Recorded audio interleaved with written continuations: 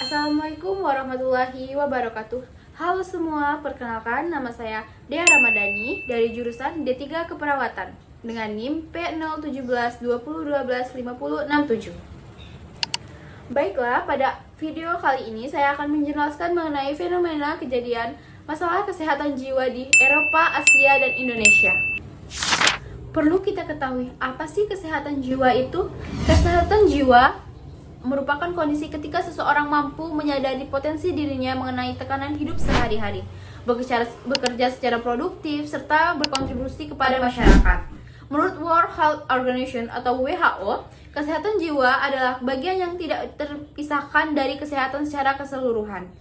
Secara global, 170 juta orang hidup dengan gangguan mental, dan gangguan kecemasan dan depresi sebagai jenis yang paling banyak ditemui.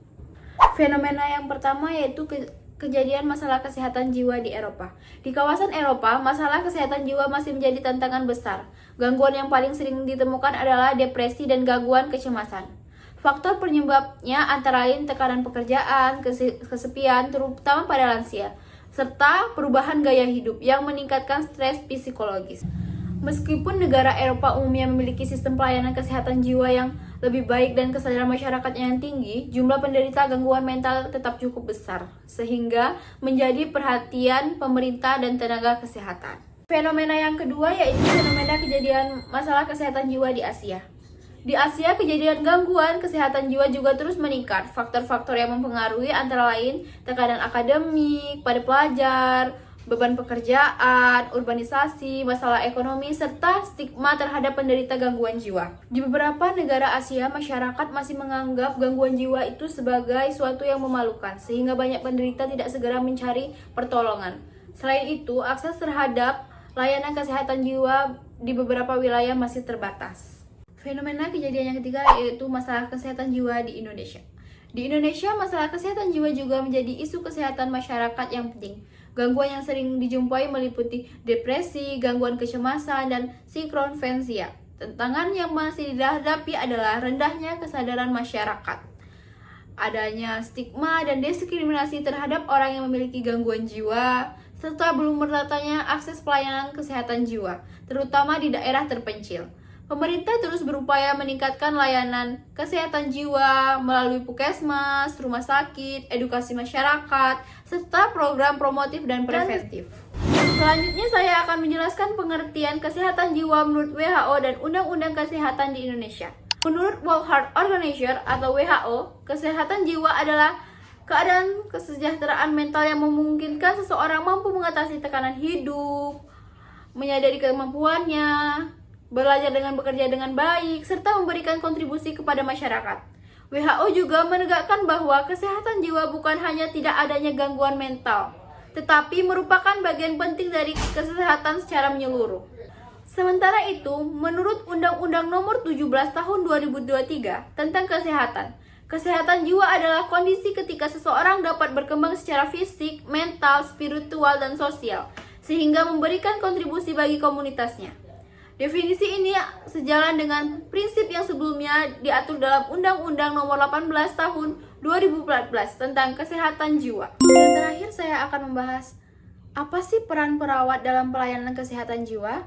Nah, itu sangat penting karena sebagai perawat merupakan tenaga kesehatan yang berinteraksi langsung dengan pasien dan keluarga. Peran tersebut meliputi yang pertama sebagai pemberi asuhan keperawatan, yaitu melakukan pengkajian, menetapkan diagnosa keperawatan, menyusun rencana tindakan, melaksanakan intervensi, dan mengevaluasi kondisi pasien.